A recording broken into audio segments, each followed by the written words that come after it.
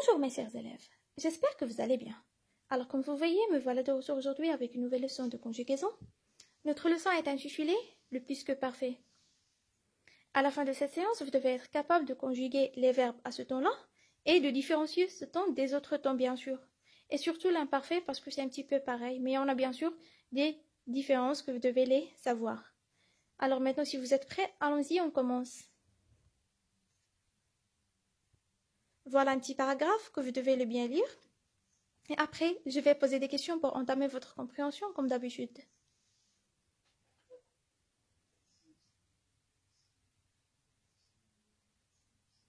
Alors suivez avec moi, je vais lire.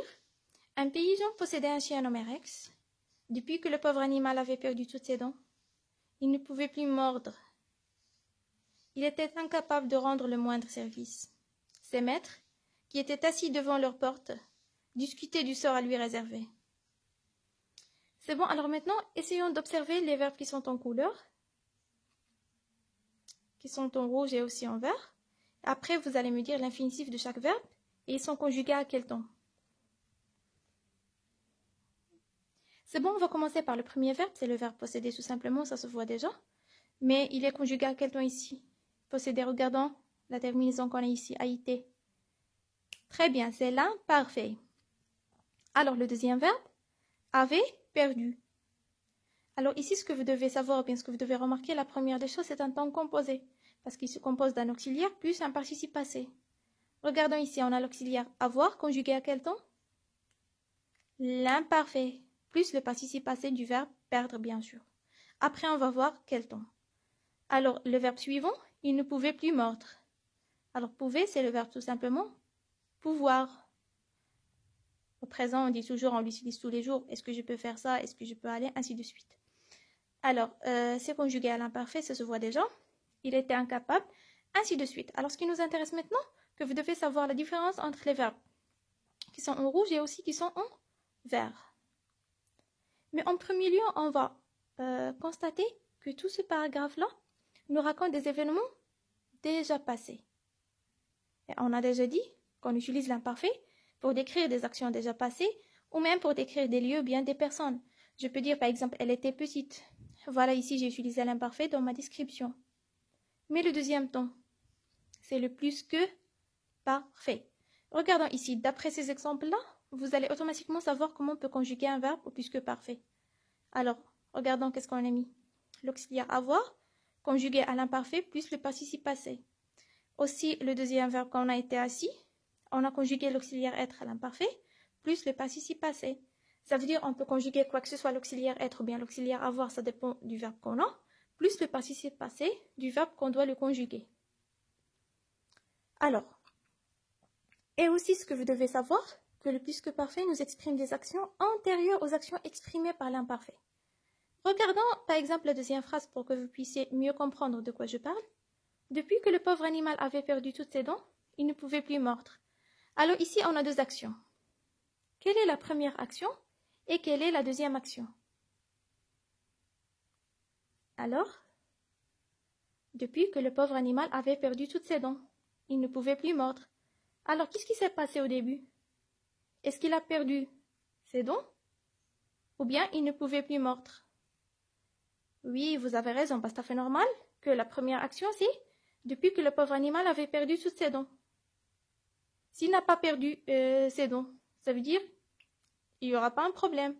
Par contre, ici, depuis que le pauvre animal avait perdu toutes ses dents, c'est tout à fait normal qu'on aura un problème. Il ne pouvait plus mordre. Alors, c'est ça ce que vous devez savoir, que toujours le plus que parfait nous exprime des actions antérieures aux actions exprimées par l'imparfait. Ça veut dire toujours nous présente la première action. Et après, on peut trouver la deuxième action qui peut être conjuguée quoi que ce soit à l'imparfait, ou bien au passé composé, ou bien au passé simple, ça dépend de ce qu'on a. Alors maintenant, passons à autre chose. Alors voilà, j'ai essayé de vous donner ce flèche de temps pour que vous puissiez mieux comprendre quand on utilise le plus que parfait. Regardons ici ce qu'on a. Le plus que parfait, et après on a le passé composé et l'imparfait. Alors l'imparfait, c'est un temps bien, on utilise quelque chose qui déjà dure. Regardons plus que parfait, on a une flèche ici. En haut, on a l'antériorité. Ça veut dire des actions antérieures aux actions exprimées par l'imparfait. Ça veut dire toujours le plus que parfait nous présente la première action. Regardons l'exemple qu'on a ici. Mon ordinateur est tombé malade parce qu'il avait attrapé un virus dangereux. Regardons ici. Quelle est la première action? Il avait attrapé un virus dangereux, c'est pour cela qu'il est tombé malade. S'il n'a pas attrapé un virus, ça fait normal qu'il ne va pas tomber malade. Vous avez vu ici?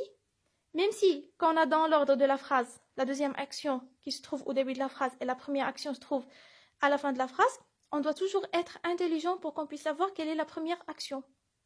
D'ailleurs, la première des choses, d'après le sens de la phrase, on doit automatiquement dégager où est la première action et aussi où est la deuxième action. Et la deuxième des choses, bien sûr, d'après le temps du verbe qu'on a. Alors ici, ça se voit déjà, dès le sens de la phrase, ça fait normal. S'il n'a pas attrapé un virus, il ne va pas être tombé malade. Par contre, ici, puisqu'il avait attrapé un virus dangereux, voilà, il est tombé malade. On a utilisé en premier lieu le plus que parfait, avait attrapé, l'auxiliaire avoir conjugué à l'imparfait plus le participe passé. Et après, on a le passé composé. Alors, c'est ça ce que j'ai dit tout à l'heure, que le plus que parfait exprime des actions antérieures aux actions exprimées quoi que ce soit à l'imparfait, ou bien en passé composé, ou même au passé simple, bien sûr au temps du passé en général. Alors voilà, ce flèche de temps juste pour que vous puissiez savoir, ou bien pour que vous puissiez avoir une idée sur les temps du passé. Alors voilà ici. Pour raconter des événements passés, on peut utiliser l'imparfait pour décrire des actions passées ou en train de se passer, décrire des lieux et des personnes. C'est ça ce que j'ai dit. Le plus que parfait pour exprimer des actions antérieures aux actions exprimées par l'imparfait. C'est déjà clair, on a déjà expliqué ça tout à l'heure. On a l'exemple qu'on a vu, depuis que Rex avait perdu ses dents, il ne pouvait plus mordre. Voilà. Allons-y maintenant, on va passer à la chose la plus importante, c'est comment on peut conjuguer un verbe au plus que parfait. Voici la règle, c'est déjà clair et net, vous devez la mémoriser. L'auxiliaire être ou bien avoir à l'imparfait, ça dépend du verbe qu'on a. Plus le participe passé. Alors j'ai essayé ici de vous donner un verbe. J'avais entendu. Alors ici, on a avait l'auxiliaire avoir à l'imparfait, plus le participe passé du verbe entendre, c'est un verbe du troisième groupe. C'est bon? Alors aussi, ça c'est un temps composé. Mais vous devez toujours différencier entre le plus que parfait et l'imparfait. Voici. Alors c'est pour cela que j'ai essayé de vous donner un verbe qui s'est conjugué à ces deux temps pour que vous puissiez savoir la différence. J'ai choisi juste le verbe parler, parce que ce qui nous intéresse ici, de savoir la différence. Après, bien sûr, on va essayer de conjuguer ensemble pas mal de verbes pour que vous puissiez savoir comment ça se passe. Alors, parler à l'imparfait, on va dire je parlais, tu parlais, il parlait. Nous parlions, vous parliez, il parlait. Par contre, puisque parfait, on va dire j'avais parlé, tu avais parlé, il, elle ou bien même on, le pronom personnel, avait parlé. Nous avions parlé, vous aviez parlé, il avait parlé. Alors, ce qui concerne l'imparfait, on a déjà vu ça, alors vous connaissez déjà les terminaisons par cœur. Et aussi, on a le plus que parfait, c'est déjà facile. Vous allez le mémoriser, bien sûr. Et si vous avez des questions, n'hésitez pas à les poser, je suis toujours là à votre disposition. L'essentiel que vous devez bien comprendre la leçon, et d'ailleurs, je compte sur vous. Alors voilà, ici, vous avez un petit exercice. Donc, on va commencer, si vous avez compris bien sûr la leçon, c'est facile. On copie les verbes dans le tableau suivant, selon le temps auquel ils sont conjugués. Alors, le chat n'arrivait pas à attraper la souris, qui s'était réfugiée dans un trou. L'autobus avait du retard. Nous l'avions attendu pendant plus de 30 minutes. Le public applaudissait le magicien. Il avait présenté un numéro extraordinaire. La saison se terminait mal pour l'équipe. Nous avions perdu le championnat. Alors voici le tableau que vous avez ici. L'imparfait et le plus que parfait. Ça veut dire tout simplement, vous devez bien lire ces phrases-là. Et vous devez, la première des choses, savoir où il est le verbe. Alors lorsque vous trouverez le verbe, vous devez savoir il est conjugué à quel temps. S'il est conjugué à l'imparfait, ça veut dire que vous devez l'écrire dans la case de l'imparfait.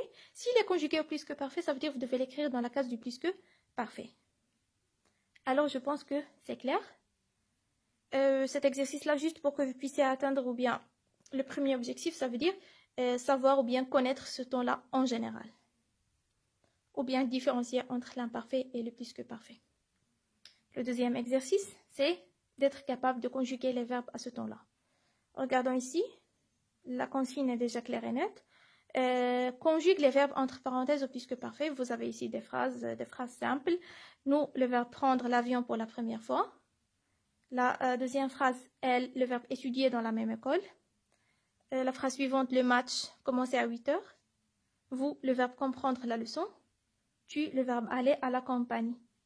C'est bon, alors ce sont des phrases simples et non pas compliquées parce que ce qui nous intéresse ici, c'est de conjuguer les verbes ou bien de savoir conjuguer la majorité des verbes à ce temps-là. Et vous devez les conjuguer correctement. Donc, si tout est clair et net, vous pouvez commencer le travail. Alors, je vous souhaite un très bon courage et merci pour votre attention et aussi pour votre participation. Prenez soin de vous. À demain, Inch'Allah.